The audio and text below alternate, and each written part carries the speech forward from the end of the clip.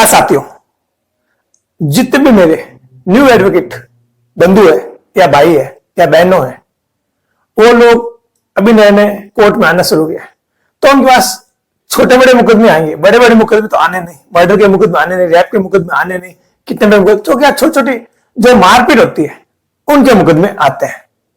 अब जब उन्होंने एलएलबी की तो उस समय आईपीसी थी और अब बीएनएस आ गई है, तो नई धारा आ गई है, तो नए मुकदमे नई धाराओं के तहत दर्ज होते हैं। जैसा कि नॉर्मली आपने सुना होगा कि यार किसी को रोककर मारपीट की 323 341 का मुकदमा मेरे पर दर्ज हो गया, वो आपका वकील साहब के पास आता है, वकील साहब मेरे इसमें मुकदमा दर्ज, अब मुझे क्या करना पड़ेगा, मेरी जमानत कहां से होगी, मुझे क्या करना पड़ेगा, क्या क्या नहीं करना पड़ेगा, ये सारी चीजें आज अपन इस वीडियो में जानेंगे। सबसे पहले जान लेते हैं कि धारा 323 341 आईपीसी जो अब नई धारा हो गई है 115/2 126 बीएनएस की धारा हो गई है, ये हो गया। इसके तहत मुकदमा दर्ज होगा। अब जो पुरानी फाइल है, जैसे आप ऑफिस जा रहे हैं बॉस के साथ, तो आपने देखा 323 341 की फाइल है, अभी चल रही होगी, पर अब जो आपके पास मुकदमा आएगा वो इन धाराओं के तहत मुकदमा होगा। 126 115/2 में क्या होगा, दोनों की डेफिनेशन सेम है, धारा चेंज हुई है, कुछ इसमें चेंज हुआ है, वो मैं आगे वीडियो में बताऊंगा। सबसे पहले अपन एक एग्जांपल के माध्यम से समझते हैं।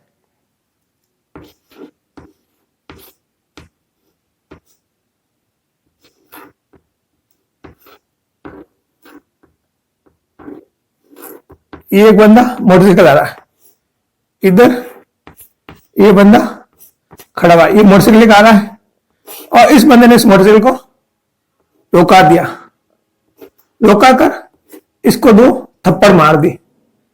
2 थप्पड़ मारने वाले इस बंदे ने क्या किया, ये पुलिस थाना है, पुलिस थाना है, इसने पुलिस थाने में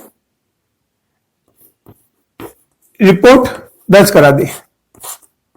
रिपोर्ट दर्ज कराने पर एफआईआर दर्ज हो गई, जिसमें धारा 115/2 और धारा 126 के तहत मुकदमा दर्ज हो गया। इस बंदे की तरफ से ये मुकदमा, ये अपने ये वकील साहब है, एडवोकेट, ये बंदा इनके पास गया कि यार मेरे ऊपर पुलिस थाने में इस धारा के तहत मुकदमा दर्ज हो गया। अब वकील साहब ने क्या कहा, अब आप हो, ये है न्यू वकील साहब, नए, अब आप क्या करोगे। सबसे पहले आप थाने से पता करो कि मुकदमा किसमें दर्ज हुआ। अगर मुकदमा इसमें दर्ज हुआ है तो इतनी टेंशन लेने की बात नहीं है। उस बंदे को बोलो आपकी जमानत हो जाएगी, क्योंकि ये बेलेबल ऑप्शन है, बेलेबल है, नॉन बेलेबल नहीं है। अब इसमें जानना ये क्यों है, आप समझ गए। मैं बिल्कुल सिंपल सी भाषा में समझा रहा हूं। आपने किसी जाते व्यक्ति को रोककर उसको थप्पड़ मारा या किसी हल्की फुल्की चोट मारी तो आपके 323 यानी कि 115/2 में मुकदमा दर्ज हो जाएगा। और किसी को रास्ता रोक कर मारी तो 126 लग जाएगी, खाली सिर्फ मार की तो 115 लग जाएगी, और किसी को रोक कर लगे तो 126 लग जाएगी। ये तो आपको बिल्कुल समझ आ गया। अब अपन जानते हैं थाने में क्या प्रोसीडिंग है। आप यहां तक तो हो गए, इसने आपको वकील ले लिया, अब आप अपनी फीस तय कर लें। नॉर्मली 5,000 से लेकर 10,000 रुपए तक इसमें हम लोग फीस लेते हैं। फीस ले ली, अब आप अपने क्लाइंट के साथ थाने जाओ, उसको बोलो एक जमानती साथ ले ले और फोटो, आधार कार्ड खुद का भी और जमानती का भी, ले लें। अब आप थाने गए, जो भी आयो है,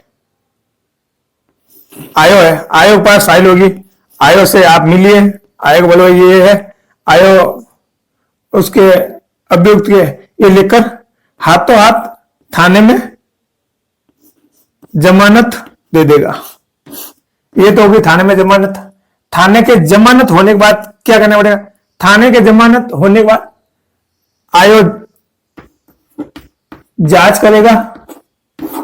जांच करने के बाद में अगर वो देखता है हाँ भाई ये अपराध कारित हुआ है, तो वो 90 दिन के अंदर अंदर कोर्ट में चालान पेश कर देगा। अब कोर्ट में चालान पेश करने के बाद क्या करना पड़ेगा? अब कोर्ट में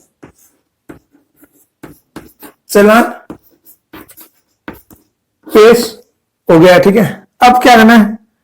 अब कोर्ट से ये आ गया, थाने से कोर्ट आ गया। अब आपको वहां का एलसी होता है, जो एक पुलिस होता है, जो थाने से कोर्ट में डॉक्यूमेंट लेकर आता है। वो बंदा अभियुक्त को फोन करेगा, कैंसो सो ताई को तेरा चालान पेश होगा, तो इतने बजे तू कोर्ट पहुंच जाना। तो वो बंदा 10 बजे, अभियुक्त उस दिनांक को 10 बजे कोर्ट पहुंच जाता है। तब आपका वकील साहब आपको बोलेंगे एक जमानती लेकर आनी है, एक जमानती लेकर आना है, और जमानत के सारे कागज साथ ले लेकर, मतलब कोई भी गाड़ी के कागज या कोई जमीन के डॉक्यूमेंट, ओरिजिनल आधार कार्ड और एक फोटो, और अभियुक्त की भी एक फोटो, वो आधार कार्ड। जब चालान पेश करेगा तब आपके वकील साहब बेल एप्लीकेशन पेश कर देंगे। बेल एप्लीकेशन पेश करेंगे तो जैसे आप नॉर्मल वे में पहले थाने से जमा दोगे तो उसमें 20,000 के बेल मुचल के, अधिकतर 20,000 के बेल मुचल को अपन आपको जमानत दे, तो आपको जमानत मुचल भरकर पेश करना है कोर्ट में, और उस बंदे की रेगुलर बेल हो जाएगी। बाद में पूरी क्रिमिनल प्रोसीडिंग होती है,